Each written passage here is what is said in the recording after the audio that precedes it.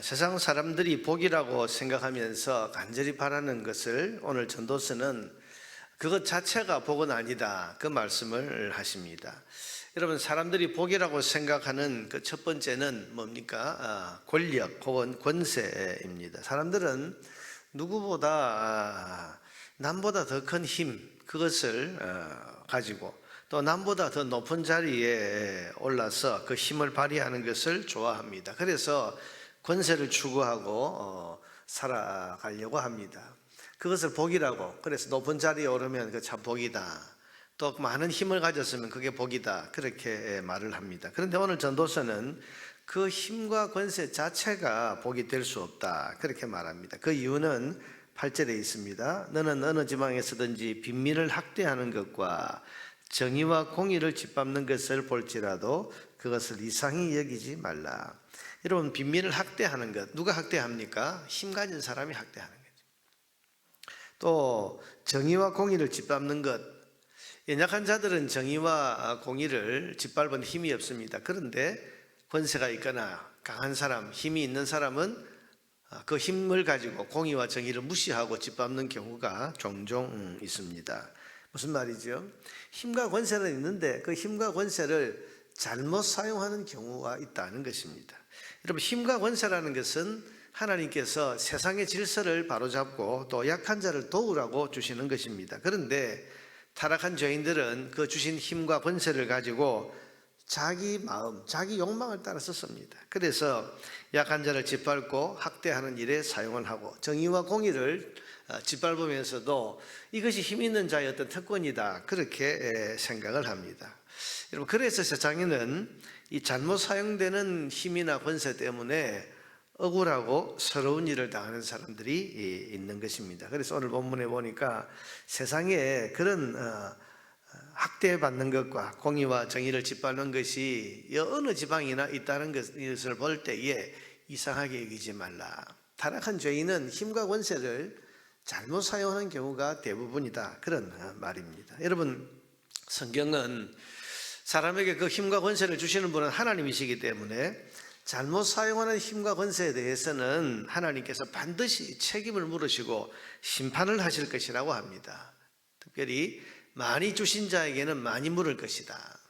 여러분, 힘과 권세를 많이 가지면 가질수록 그 책임도 그만큼 큰데 그 책임에 대한 심판을 하나님께서 하실 것이다, 그렇게 성경은 말합니다. 그러니 자칫하면 권세나 힘을 가졌다고 하는 것이 도리어 심판의 제목이 될 수 있는 겁니다. 그래서 권세나 힘 자체가, 그걸 가졌다는 것 자체가 복은 아니다, 그렇게 말씀하시는 것입니다. 여러분, 힘과 권세는 잘 사용될 때 그게 복이 되고 또 하나님 앞에 칭찬받는 것이지, 잘못 사용되면 그건 심판의 제목이 되고 그것은 오히려 가지지 않은 것보다 더 못할 수 있는 겁니다. 그러니 권세나 힘을 가진 자체를 복이라고 생각해서 만족하고 있으면 안 되고, 하나님 주신 힘과 권세가 있으면 그걸 어떻게 선용할 것인가, 그걸 생각해야 그게 여러분 세상에도 복이 되고 자기 자신에도 복이 되는 것입니다. 또 사람들이 복이라고 생각하면서 추구하는 두 번째는 뭡니까? 그것은 돈, 재산입니다. 우리가 다 그렇게 생각하죠. 돈이 많으면 복이 많다, 또 쌓아둔 재산이 많은 사람을 보면 저 복이 많은 사람이다, 이렇게 흔히 생각을 해서 어떻게든 돈을 많이 소유하려고 그럽니다. 그러나 오늘 전도서는 재물 자체가 복이 아니다, 그렇게 말합니다. 그 첫 번째 이유가 인간의 욕망 때문이라고 합니다. 10절에 보니까 은을 사랑하는 자는 은으로 만족하지 못하고 풍요를 사랑하는 자는 소득으로 만족하지 아니하나니 이것도 헛되도다. 여러분, 재산이 많으면 저 사람 참 복이다, 얼마나 행복하겠나 싶은데 성경은 인간의 욕망이 그게 아니라는 것입니다. 가지면 더 가지고 싶은 것이 인간의 욕망이고, 또 내가 가지고 있지만은 자꾸 이게 뭔가 좀 부족한 것 같이 느껴지는 것, 그게 재산이고, 조금만 더 가지면 만족할 것 같은데 하면서 멈추지 않는 것이 이게 재산에 대한 욕망이라고 성경은 말씀합니다. 그러니 많이 쌓아둔다고 만족이 있겠습니까? 그렇지 않습니다. 바닷물을 마시는 것처럼, 바닷물을 마시면 마실수록 갈증이 더 심해지는 것처럼 여러분, 재물도 소유하면 소유할수록 더 소유하고 싶고 더 부족한 것 같고 조금만 더 있으면 될 것 같고, 그래서 끊임없이 이 물질에 대한 이 갈증에 시달리게 하는 것이 물질이라고 하는 것입니다. 그래서 재물 자체가 그 사람을 행복하게 하냐? 복이 아니라는 것입니다. 둘째는 재물이 많을수록 근심 걱정도 더 많아지기 때문이라고 합니다. 11절에 보니까 재산이 많아지면 먹는 자들도 많아지나니 그 소유주들은 눈으로 보는 것 외에 무엇이 유익하랴. 재산이 많으면 자기 혼자가 아니고 그만큼 많다는 것은 그만큼 자기가 먹이고 책임져야 될 사람들이 많은데, 결국 그 소유한 사람들은 눈으로 보는 것 외에 무엇이 유익하랴. 무슨 말입니까? 실속이 없다는 거예요. 실속이 없다.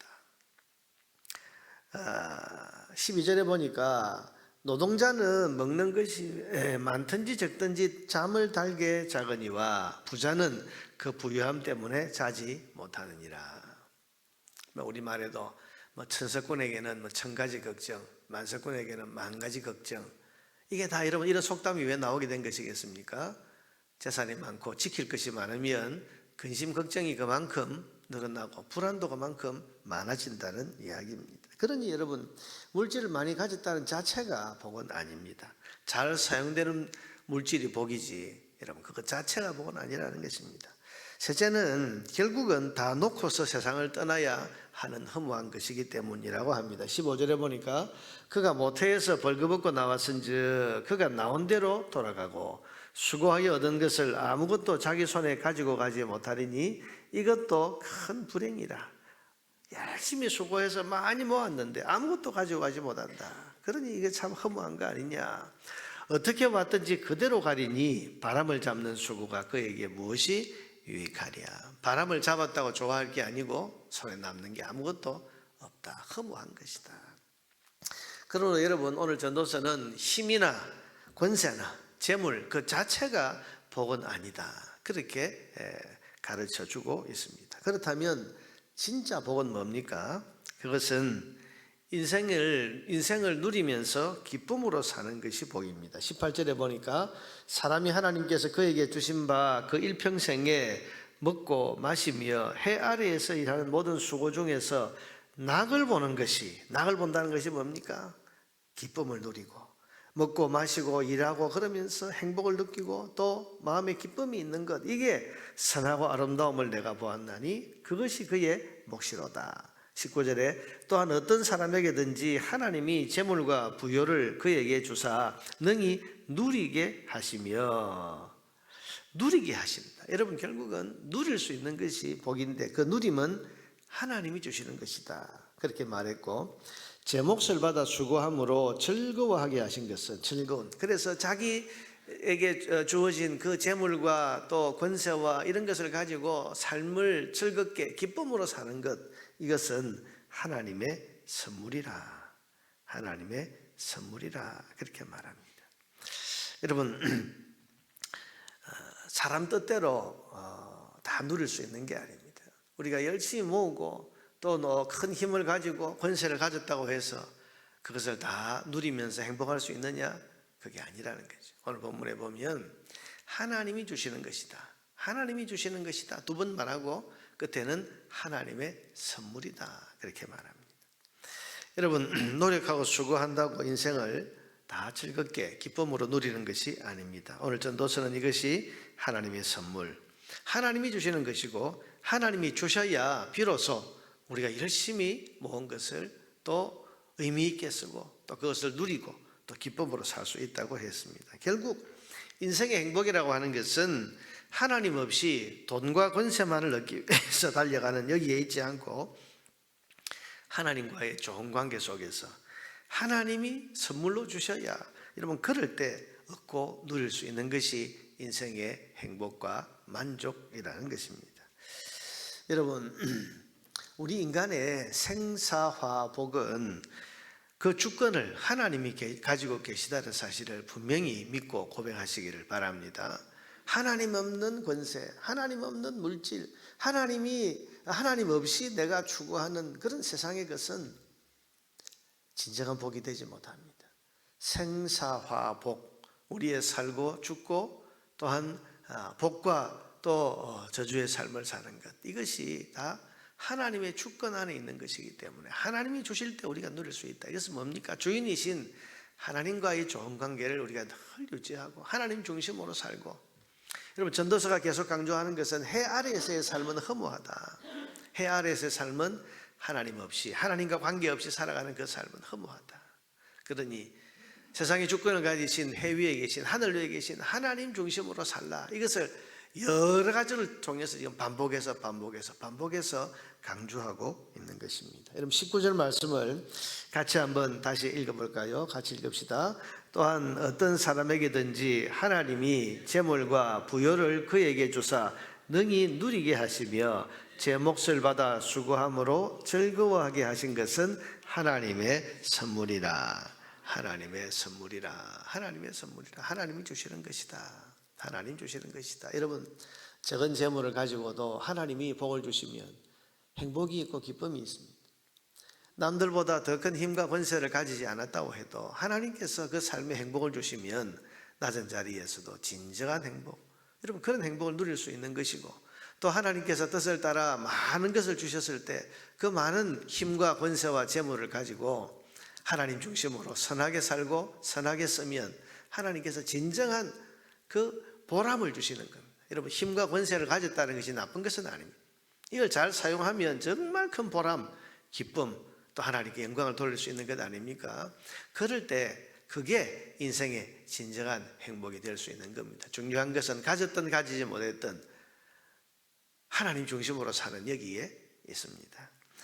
인생의 참된 행복과 누림은 하나님의 손에 달려 있다는 것을 오늘 아침에도 우리는 믿음으로 고백할 수 있어야 되겠습니다. 그래서 오늘도 하나님 중심으로 살고 하나님의 선한 뜻을 따라 살아서, 혹 내 손에 뭔가 주신 것이 있다면 이것을 가지고 하나님 중심으로 생각하고 하나님의 뜻을 따라서 내 손에 주신 것들을 잘 사용할 것을 마음에 생각하고 또 계획하고 준비해서 하나님께 영광 돌리고, 또 하나님 뜻대로 이 모든 것들을 사용해서 하나님이 주시는 선물, 인생의 참된 행복과 만족을 누리며 살아갈 수 있는 저와 여러분 되기를 주의 이름으로 축원합니다.